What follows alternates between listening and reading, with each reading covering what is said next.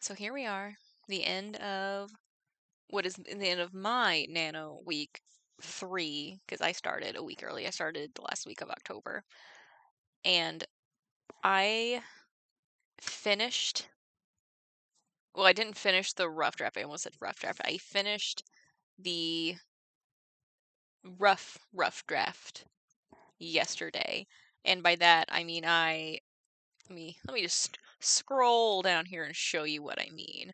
So whereas like up until now I've got like chapters and like some basic scenes plotted out, and then I have the rough draft, which is basically like things like this, which are you can't see it, but it's personal talk, bonding, we bond here, scene where we bond, and then I have like little bits of like dialogue plotted out that could happen or things like that. And I just basically am telling myself things like they go inside, it's empty, they find the witch they've been looking for. There's not really any scenes, there's very basic scenes, but I basically have Act 3 um rough drafted. So I kind of know where I'm going, which doesn't sound like a lot, but it's for me in this instance, because I had no idea like where my midpoint was the midpoint of the Cinderella retelling going to be the ball scene? Was the ball scene going to be in Act 3? And turns out it is going to be in Act 3 as of this draft I have right now. And I wrote a little bit this morning because I really wasn't happy with what I did, like last night, last thing I did. So I finished the end of that chapter where my Cinderella character and my prince character, who they don't know that it's each other. Like he doesn't know that she's the assassin, and she doesn't know that he's the prince because they're both trying to find the witch, who is like the fairy godmother character, for separate reasons that they haven't really. I think we've told each other. I think they both know because they've slowly been bonding. And I know like this part of the book will be the one that I think needs the most work in later drafts because I really rushed the relationship because I kind of know what I want to happen, but I just want to finish the rough draft first. But so I've gotten to the point where they've kind of bonded. They're starting to have feelings for each other. I think the scene, they get caught by these guards that are hunting magic, and I think I'm gonna try to figure out like a better name for them later, like a specific part of the guard that is specifically looking for magic, not just like City Watch or like Royal Guards or something like that. But this scene that I didn't really act it out. I kind of told myself what was happening, where they get caught and then she basically uses him to escape.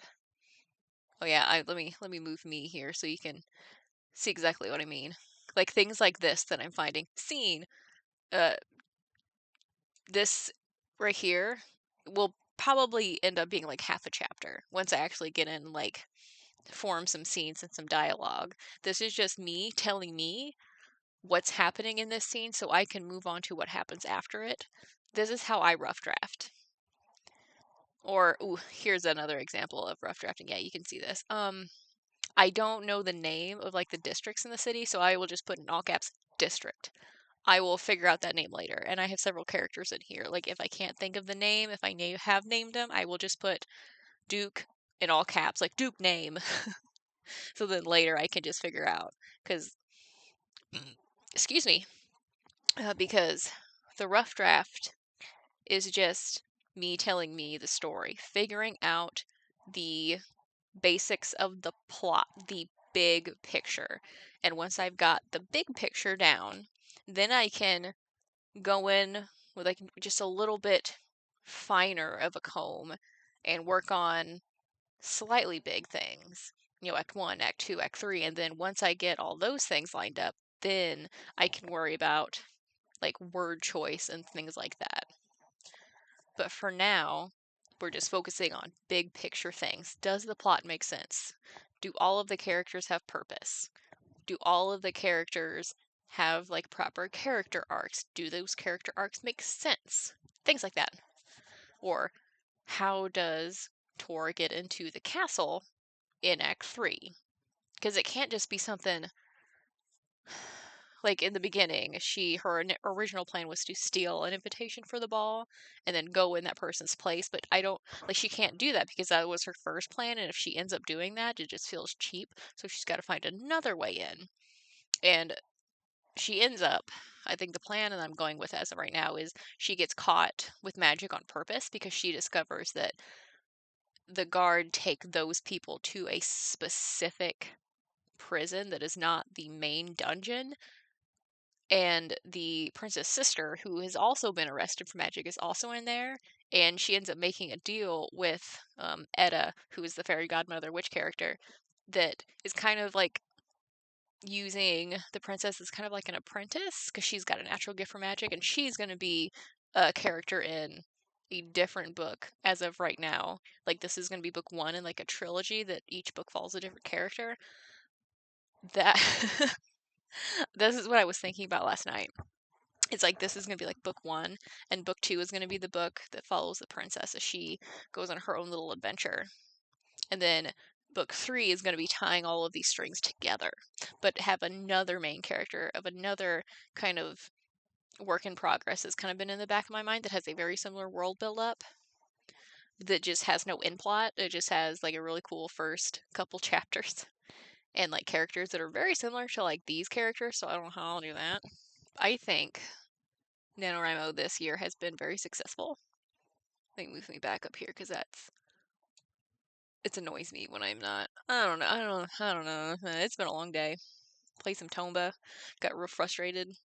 So my goals here on out, because like I had mentioned before, I'm not really concerned about word count per se, as much as just getting the first rough draft on paper, or getting a new one, digital paper, which I have done, but it's not quite the rough draft that I had in mind.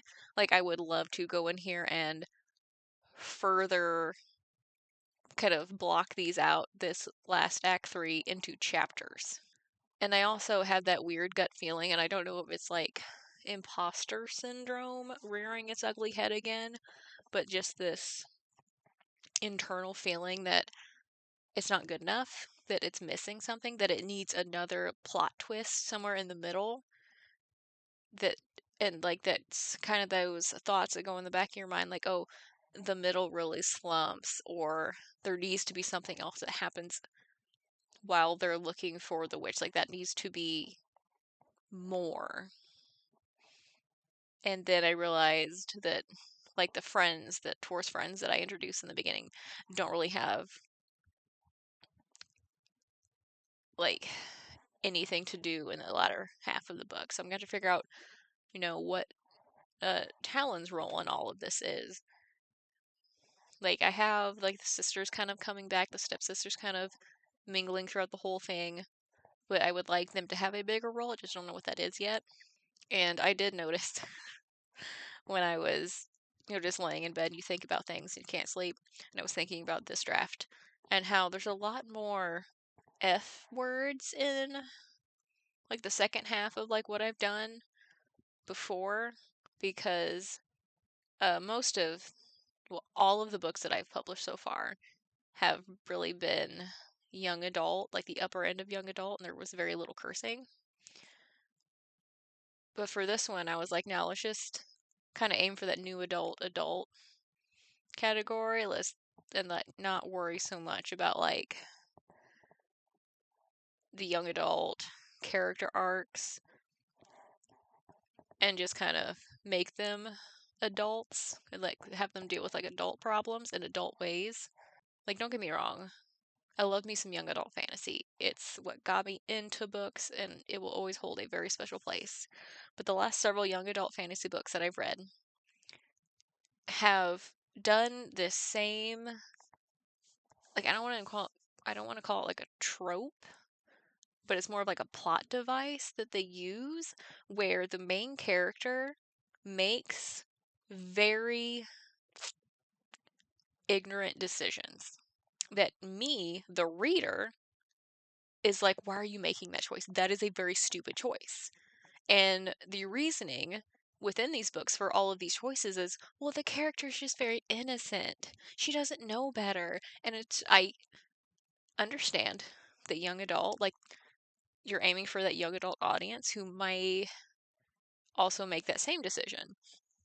But it's just, there's only so much of that I can take.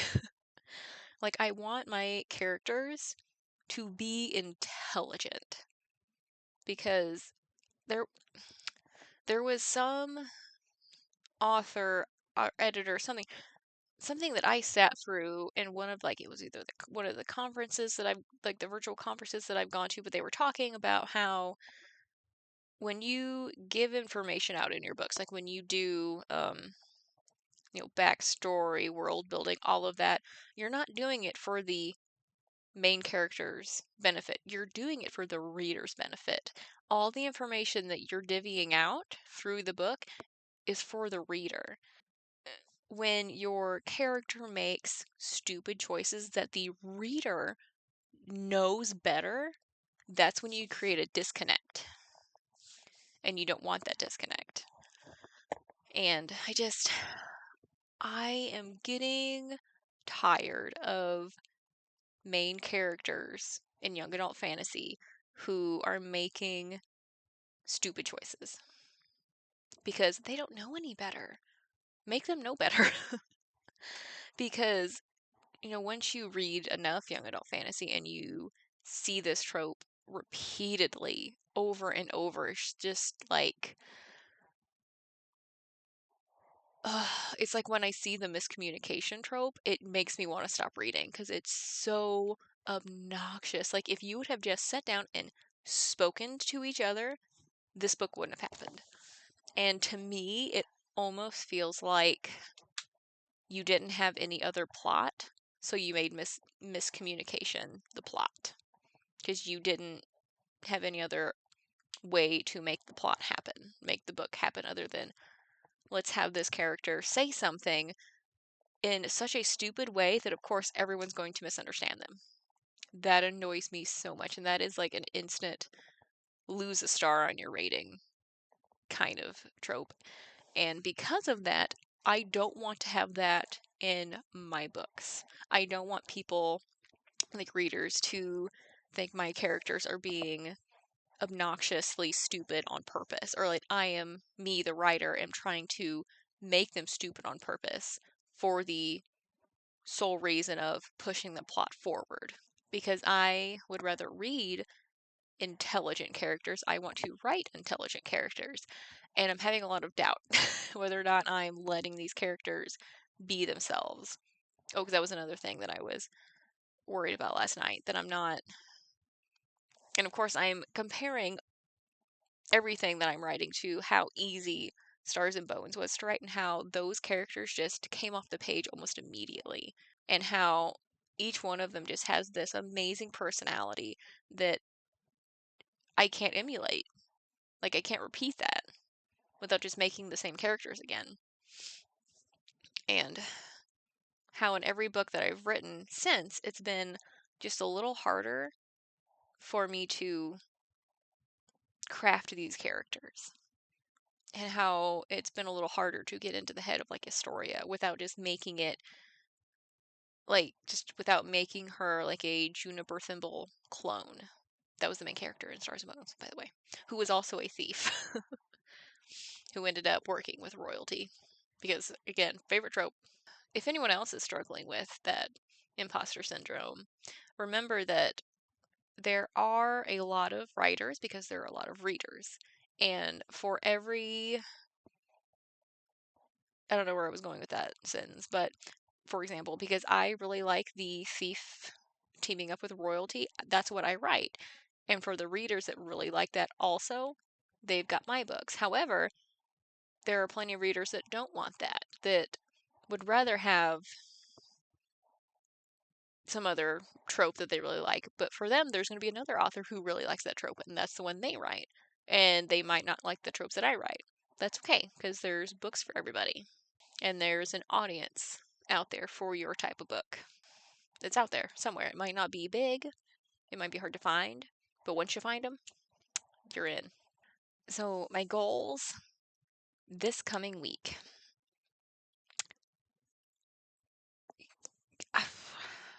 I don't know.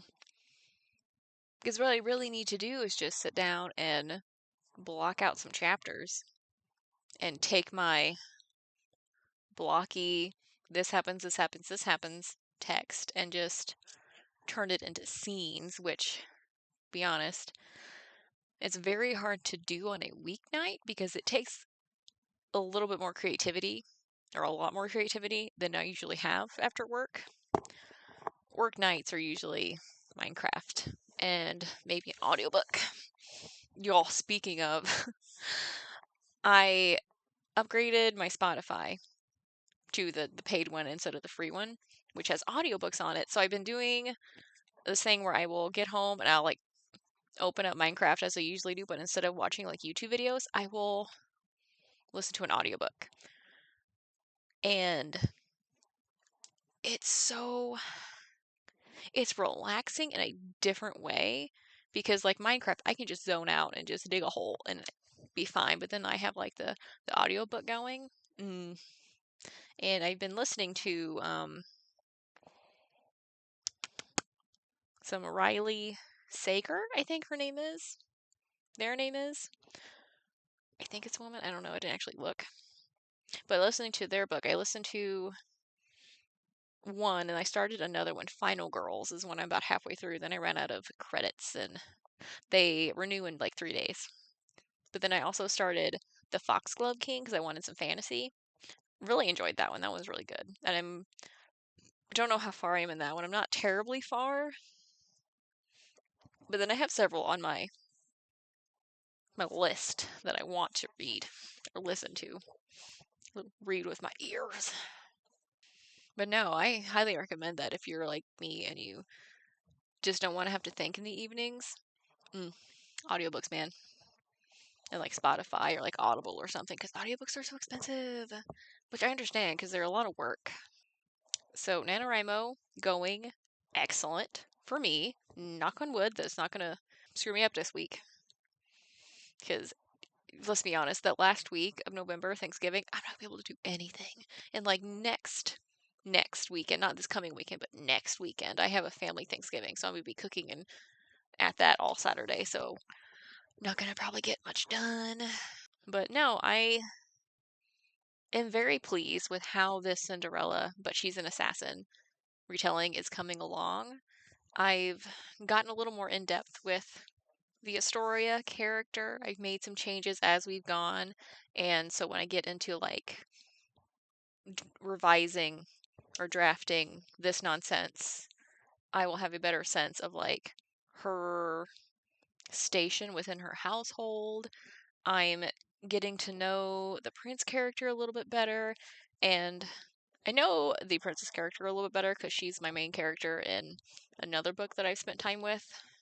And I need more like side characters that do things because that's one thing I also kind of irritates me in books is when like you have your main character and like one side character and then like there's nobody else.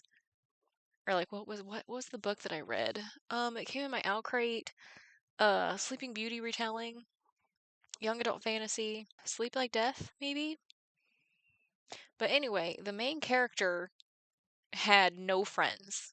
Like none within like her anywhere. She's supposed to be like the princess of this kingdom and yet she had no friends, which is later kind of explained in the book, but still it's just so weird that she was like what 15, 16, 17, somewhere in there and had no friends at all aside from her mother, who she was just a little bit obsessed with, in my opinion.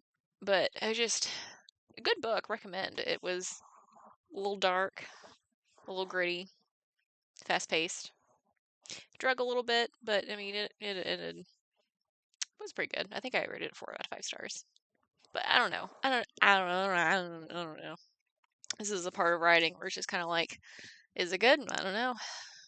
Probably should get a beta reader, but here we are.